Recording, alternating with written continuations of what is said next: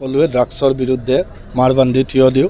আজি ৰুণিখাটাত আমি এক সজাগতা কাৰ্যসূচী গ্ৰহণ কৰিছোঁ। ঠিক এনেদৰে চিৰাং জিলাৰ বিভিন্ন স্থানত আমি সজাগতা কাৰ্যসূচী গ্ৰহণ কৰি যাম। আমি সকলোকে এয়াই অনুৰোধ জনাওঁ যে ড্ৰাগছ সেৱন বা ড্ৰাগছ সৰবৰাহৰ কিবা খবৰ পালে, লগতে বাল্য বিবাহৰ যুঁজা চলি থকা কিবা খবৰ পালে আপোনালোকে লগে লগে আমাৰ পুলিচ থানাত জনাওক আৰু আমি আইনগতভাৱে ব্যৱস্থা ল'বলৈ চেষ্টা কৰিম। ইমানখিনি সজাগতা কৰাৰ পিছতো দেখা গৈছে বাল্য বিবাহ আমাৰ চিৰাঙৰ ঢালিগাঁও থানাৰ অন্তৰ্গত যোৱাকালি এটা বাল্য বিবাহ ধৰা পৰিছে। কি ক'ব এই সন্দৰ্ভত আচলতে কি ক'ব? হয়, এই সন্দৰ্ভত আমি যাৱতীয় ব্যৱস্থা অলৰেডি গ্ৰহণ কৰা হৈছে, এটা কেছ ৰেজিষ্টাৰ কৰা হৈছে। আৰু স্যাৰ আপোনালোকৰ চিৰাঙৰ পৰা কিবা হেল্পলাইন তেনেকুৱা আছে নেকি? ড্ৰাগছ বা বাল্য বিবাহ তেনেকুৱা চিৰাঙৰ পৰা যদি তেনেকুৱা প্ৰশাসনৰ হেল্পলাইন থাকে? হয়, আমাৰ ছ'চিয়েল মিডিয়া পেজ আছে, ফেচবুক আছে, আমাৰ টুইটাৰ হেণ্ডেল আছে। তাত আমাৰ যিকোনো ব্যক্তিয়ে খবৰ দিব পাৰে আৰু যদি কনফিডেঞ্চিয়েলিটি মেইনটেইন কৰিব বিচাৰে তেতিয়াহ'লে আমাক তেনেকৈও জনাব পাৰে। তেওঁলোকক আমি কনফিডেঞ্চিয়েলিটি মেইনটেইন কৰা হ'ব। दिनैहाय नोंथांमोननि बे रुनिखाटा ओनसोलावहाय पुलिस प्रशासननिफ्राय एवारनेस प्रग्राम लादों ड्राग्स आरो चाइल्ड मेरिजनि सायाव मा बुंगोन? दिनैहाय जोंहा चिरां जिल्ला पुलिस प्रशासननि बानजायनायाव आरो रुनिखाटा थानानि मददजों दिनै रुनिखाटा ओनसोलाव मोनसे उन्दै बैसोआव हाबा जानाय आरो जोंहा मा होनो बे फेग्रा बेसाद बाहायनाय बेनि सायाव मोनसे सांग्रांथि हाबाफारि लादों।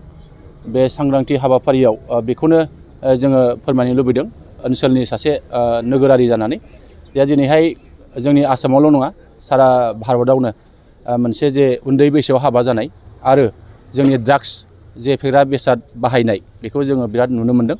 बारानिफ्राय बारा बेबादि जानायखौ नुनो मोन्दों। दा बाहाय जोंहा सरकारनि नेमखान्थि मथे जे सासे हिन्जावसाया 18 बोसोर आरो सासे हौवासाया 21 बोसोरनि गाहायाव जुदि हाबा जायोबा दा बिथांमोनखौ आयेननि गेजेरजों बिथांमोनखौ गोख्रों राहा लानाय बेखिनिखौ जों नुनो मोन्दों। आरो जोंहा जोंनि दानि फरायफुबाय थानाय गोबां हौवासा हिन्जावसा सेंग्रा सिख्लाफ्रा गोबां माखासे बेबादि एन्टि ससियेल एलिमेन्ट्स आरो ड्राग्स बाहायनायखौ जों गोबां नुनो मोन्दों।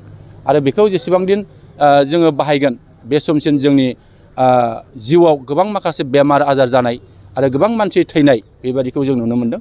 जाहाथे जोङो साफ्रोमबो जोंनि लाइमोन सेंग्रा सिख्लाफ्रा बिनिफ्राय जाहाथे गोजानाव थायो आरो जोंखौ साफा साफा मोजां गोग्गो सासे मानसि हिसाबै जोङो दानानै लानो हायो बेखिनिखौ आङो खावलायगोन। जाय गार्जेन बिथांमोना गाव गावनि गथ'फोरखौ माबोरै जोथोन लानांगौ होननानै नोंथाङा सानो? आं बेखौनो बुंगोन जोंनि गार्जेनफ्रा गामि ओनसोलाव थानायखाय जों जे सासे गार्जेन गोग्गो सासे गार्जेन बे गार्जेन महरै जोङो दासिमाव बेबादि जाफुंसार जानो हायाखै। जोंनि गार्जेनफ्राव गोबां माखासे जेरैबायदि जोङो बेफोरबायदि समाज बेरेखा हाबाखौ होबथानांगौ बे होबथानाय खामानिखौ जोङो मोजां रोखोम जोङो दायित्व लानानै खामानि मावनो हायाखै। दा बेनिखायनो जाहाथे जोंनि बिमा बिफा जोंनि गार्जेन बिथांमोनहा जाहाथे गावनि गथ'खौ मोजाङै जोथोन लानानै बेफोरबायदि माखासे समाज बेरेखा हाबानिफ्राय जुदि होबथानो हायाबा गोजानाव दोननो हायाबा निस्सय बै गथ'आ फैबाय थानाय समाव निस्सय बियो गावनो जोबस्रांलांनायनि मोनसे इसाराखौ जों नुहुरगासिनो दङ। Thank you.